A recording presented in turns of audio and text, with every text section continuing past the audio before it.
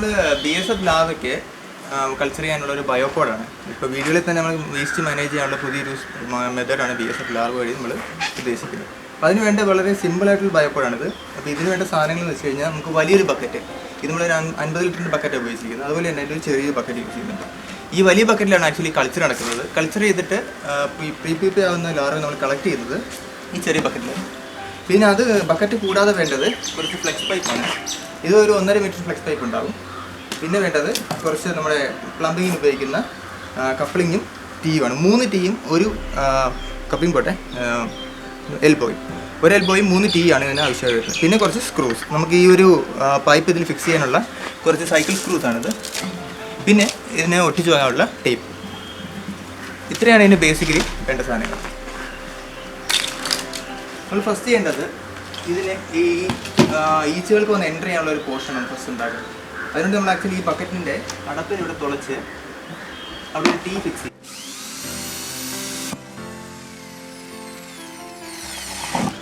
ഇങ്ങനെ ഒരു tea fix ചെയ്ത് കഴിഞ്ഞാൽ ഇപ്പോൾ ഈച്ചകൾക്കുള്ള എൻട്രി ആയി. ഇതിനുള്ളിലേക്ക് വരാനുള്ള ഒരു പാസേജ് നമ്മൾ ക്രിയേറ്റ് ചെയ്തിട്ടുണ്ട്. ഇതിന് വേണ്ടി ഇതിനകത്തുള്ള ഔട്ട്ലെറ്റാണ്, പുറത്തേക്ക് പോകാനുള്ള. നമ്മൾ ഈ 2 പേരുടെ നടുക്കായിട്ടാണ് ആക്ച്വലി ഇത് കൊടുക്കുന്നത്. നമ്മളൊരു കൺവീനിയൻറ്റ് വേണ്ടി കൊടുക്കുന്നതാണ്. അങ്ങനെ ഏത് പോർഷൻ കൊടുത്താലും ഒരു കുഴപ്പമില്ല.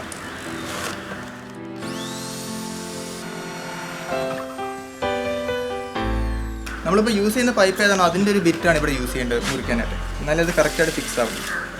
ഇപ്പോൾ നമ്മൾ ഉപയോഗിച്ചിരിക്കുന്നത് 3/4 ഇഞ്ചിൻ്റെ ഒരു പൈപ്പാണ്. അപ്പോൾ അതിൻ്റെ പറ്റിയൊരു ബിറ്റാണ് നമ്മൾ ഈ ട്രില്ലർ യൂസ് ചെയ്തിരിക്കുന്നത്. നമ്മൾ ഈ ലാർവ കളക്ട് ചെയ്യാനുള്ള ബക്കറ്റിലും ഇതുപോലെ തന്നെ ഒരു ദ്വാരം ഉണ്ടാക്കും. ഈ ഒരു 3 ദ്വാരം കഴിഞ്ഞാൽ പിന്നെ ഈ ബിറ്റിൻ്റെ പണി കഴിഞ്ഞ് നമുക്ക് വേണ്ട മറ്റൊരു ബിറ്റ് വളരെ ചെറിയൊരു ബിറ്റാണ്. ഇത് ആക്ച്വലി നമ്മൾ ഇതിൻ്റെ സ്ക്രൂ ഫിക്സ് ചെയ്യാനും താഴെ ഒരു വെള്ളം പോകാനുള്ള ഒരു ദ്വാരം ഉണ്ടാക്കാനും ഉപയോഗിക്കും. അപ്പോൾ നമ്മൾ വെള്ളം പോകാനുള്ള ഒരു ദ്വാരം അടിയിൽ കൊടുക്കുകയാണ്. ഈ ദ്വാരത്തിൽ നമ്മൾ തിരിയിട്ടിട്ടാണ് ആക്ച്വലി വെള്ളം ഡ്രെയിൻ ചെയ്യാൻ ഉദ്ദേശിക്കുന്നത്.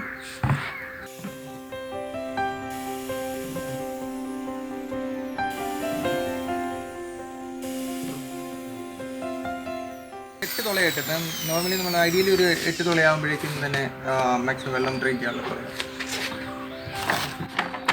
ഒരുപാട് തുളച്ച് കഴിഞ്ഞാൽ നമുക്ക് ഈ വേസ്റ്റ് ഒരുപാട് വന്നു കഴിഞ്ഞാൽ അതിൻ്റെ ഭാരം താങ്ങാനുള്ള ബുദ്ധിമുട്ടുണ്ടാകും. ഫ്ലെക്സ് പൈപ്പ് ഉപയോഗിക്കുന്ന അതിനൊരു പാസേജ് പോലെയാണ്. നമ്മൾ ഈ ഒരു ബക്കറ്റിലേക്ക് വരാനുള്ള ഒരു പാസേജാണ് ഈ ഫ്ലെക്സ് പൈപ്പ്.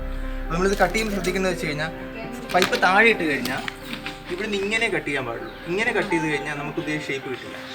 കട്ട് ചെയ്യുമ്പോൾ ഈ ഒരു സൈഡ് ട്രാൻസ്ഫർ സൈഡ് വേണം കട്ട് ചെയ്യാൻ.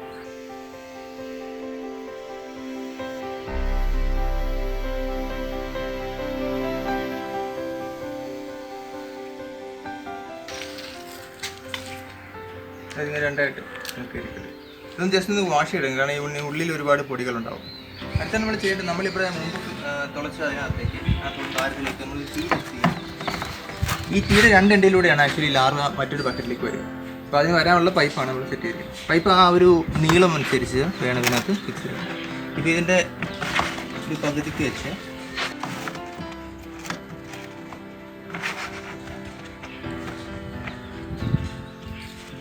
ഏകദേശം ഇത്ര നീളം മതിയാവും നമുക്ക്.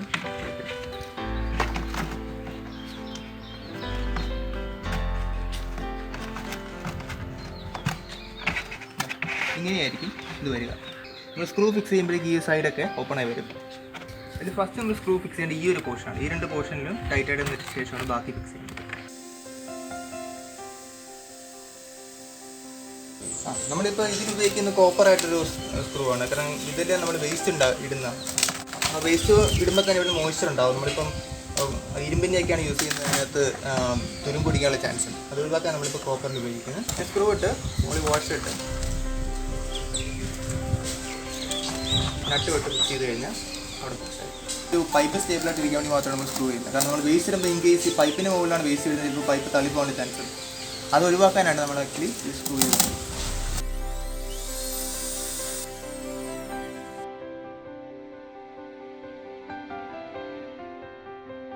നമ്മളിത് വളർത്തുന്ന BSFന് ഒരു പ്രത്യേകത ഉണ്ട്. അതിന് എവിടെയെങ്കിലും അഴുകുന്നൊരു സർഫസോ അതിന് ചേർന്നൊരു ക്രിമിസസ് ഉണ്ട് അവിടെ മുട്ടയിടാന്ന് പറഞ്ഞത്. അപ്പോൾ അതിൻ്റെ ഒരു സ്വഭാവത്തെ നമ്മൾ എക്സ്പ്ലോയിറ്റ് ചെയ്തിട്ട് നമ്മൾ ഇതിനകത്തേക്ക് ഇതിന് മുട്ടയിടാനുള്ളൊരു എൻവയോൺമെൻറ്റ് ഉണ്ടാക്കി കൊടുക്കുകയാണ്. അതിനുവേണ്ടി നമ്മൾ ഉപയോഗിച്ചിരിക്കുന്നത് പേപ്പർ സ്ട്രോ വെച്ചിട്ട് കട്ട് ചെയ്ത് ഒരു പൈപ്പിൽ ഫിക്സ് ചെയ്തിരിക്കുകയാണ്. പേപ്പർ സ്ട്രോ ചെറിയായിട്ട് കട്ട് ചെയ്തിട്ട് നമ്മൾ ഇൻസുലേഷൻ ടേപ്പ് വെച്ചിട്ട് ചുറ്റി ഈ പേപ്പർ ഈ ഒരു പീസ് പേപ്പർ ഫിക്സ് ചെയ്തിരിക്കുകയാണ്. ഇതിലേക്ക് ഇറക്കി വെച്ച് കഴിഞ്ഞാൽ അതിനുള്ള ഒരു മുട്ടയുള്ള എൻവയോൺമെൻറ്റായി. ഇനി ഈ ക്രെവിസസിനകത്തായിരിക്കും അത് മുട്ടയിടുക. മുട്ട വിരിഞ്ഞാൽ ലാർവ ഡയറക്റ്റ്ലി വന്ന് വീഴുന്നത് നമ്മുടെ വേസ്റ്റിലേക്കായിരിക്കും. അപ്പോൾ ഈ ഒരു പോർഷനിലായിരിക്കും നമുക്ക് വേസ്റ്റ് ഉണ്ടായിരിക്കുക. ഈ വേസ്റ്റിൽ നിന്ന് ഉണ്ടാകുന്ന ലാർവേസ് അവർക്ക് ഈ ലാർവൽ സ്റ്റേജ് മാത്രമേ ഫുഡ് കഴിക്കാൻ പറ്റുള്ളൂ എന്നുള്ള പ്രത്യേകത കൊണ്ട് തന്നെ നന്നായിട്ട് ഫുഡ് കഴിക്കും. കാരണം എൻ്റയർ ലൈഫ് സൈക്കിളിനുള്ള ഒരു ഫുഡ് ഈ ഒരു ലാർവൽ സ്റ്റേജ് വേണം അവർ കഴിച്ചു തീർക്കാൻ. അപ്പോൾ ഇവിടുന്ന് ഫുഡ് കഴിച്ച് അവർക്ക് പ്യൂപ്പേഷൻ സ്റ്റേജിന് തൊട്ട് മുമ്പ് പ്രീ പീപ്പ എന്നൊരു സ്റ്റേജ് ഉണ്ട്. ആ സ്റ്റേജ് എത്തുമ്പോൾ ആക്ച്വലി ഫുഡ് കഴിക്കാൻ നിർത്തിയിട്ട് ഇവർക്ക് ഇരുട്ടും കുറച്ചുകൂടി ഡ്രൈ ആയിട്ടൊരു പ്ലേസ് ആയിരിക്കും. അപ്പോൾ ഈ ഒരു ബക്കറ്റിനകത്ത് 2 കണ്ടീഷൻ സാറ്റിസ്ഫൈങ് അല്ലാത്തതിൻ്റെ പേരിൽ, കാരണം ഇതിനകത്ത് വേസ്റ്റ് ഉണ്ടാകും, വേസ്റ്റിന് കുറച്ച് മോയ്സ്ചർ ഉണ്ടാകും. അതുകൊണ്ട് തന്നെ ഇതിനകത്തുനിന്ന് അവർ ട്രാവൽ ചെയ്ത് കുറച്ച് ഇരുട്ടും കുറച്ച് ഡ്രൈ ആയിട്ടുള്ള പ്ലേസ് ആയി പോകും. അപ്പോൾ അവരത് ട്രാവൽ ചെയ്യാൻ അവർക്ക് ആകെ ഉള്ളൊരു മാർഗ്ഗം എന്ന് വെച്ച് കഴിഞ്ഞാൽ നമ്മൾ ഈ കൊടുത്തിരിക്കുന്ന പൈപ്പ് മാത്രമാണ്. ഈ പൈപ്പിലൂടെ ട്രാവൽ ചെയ്ത് ഇവിടെ നമ്മൾ എക്സ്ട്രാ ഒരു പൈപ്പ് ഫിക്സ് ചെയ്യുന്നുണ്ട്. അതിലൂടെ വന്ന് നമ്മുടെ കളക്ഷൻ ബക്കറ്റിലേക്ക് വരും. ഇങ്ങനെയാണ് പറ്റുന്നത്.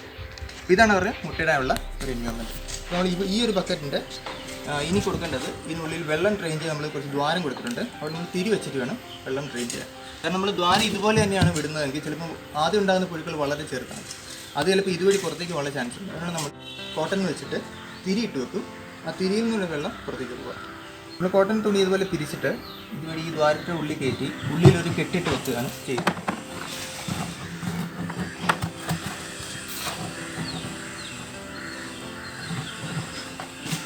ഇതുപോലെ എല്ലാ ദ്വാരത്തിനും ചെയ്ത് കഴിയുമ്പോഴേക്കും ആ ദ്വാരങ്ങളെല്ലാം ആക്ച്വലി അടയും. പക്ഷേ തുണിയുള്ളതിൻ്റെ പേരിൽ കുറച്ച് വെള്ളം ഡ്രൈ ആയി പോവുകയും ചെയ്യും.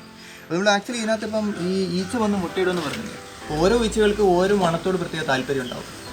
നമ്മുടെ ഇവിടുത്തെ ഈച്ച എന്ന് വെച്ചാൽ കാളീച്ച എന്ന് പറഞ്ഞ മലയാളത്തിൽ കാളീച്ച എന്നാണ് പറയുന്നത്, ബ്ലാക്ക് സോൾജർ ഫ്ലൈ എന്നാണ് ഇംഗ്ലീഷ് പേര്. അപ്പോൾ ഇതിൻ്റെ ഒരു പ്രത്യേകത എന്ന് വെച്ചാൽ ഇതിന് ചോറളിയുന്ന ഒരു മണം ഭയങ്കര അട്രാക്ഷൻ ഉണ്ടാകും. അപ്പം നമ്മൾ ആദ്യം ഇടേണ്ട വേസ്റ്റ് ചോറാണ്. ഇതൊരു ബയോപോഡ് ആദ്യം തുടങ്ങുകയാണെങ്കിൽ അതിന് ആദ്യം ചോറായിട്ട് കൊടുക്കേണ്ടത്.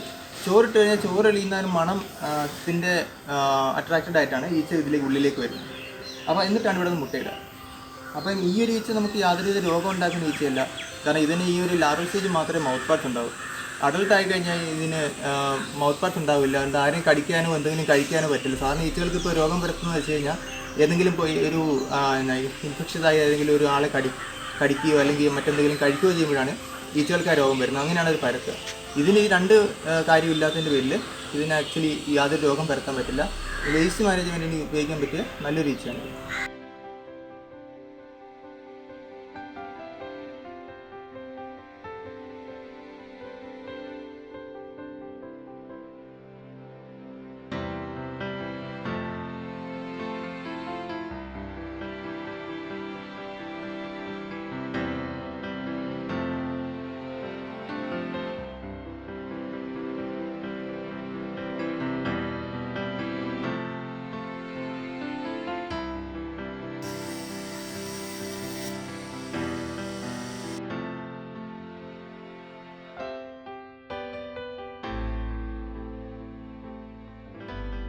ഇതാണ് നമ്മുടെ BSF ബയോപോഡിൻ്റെ ഒരു ഫൈനൽ രൂപം. ഇതിനകത്തേക്ക് വന്ന് ഈച്ച വന്ന് മുട്ടയിടുന്ന വരുന്ന ലാർവ ഇതിലൂടെ പ്രീ സ്റ്റേജ് കഴിയുമ്പോഴേക്കും ഈ പൈപ്പിലൂടെ വന്ന് ഇവിടെ വന്ന് കളക്ട് ആവും.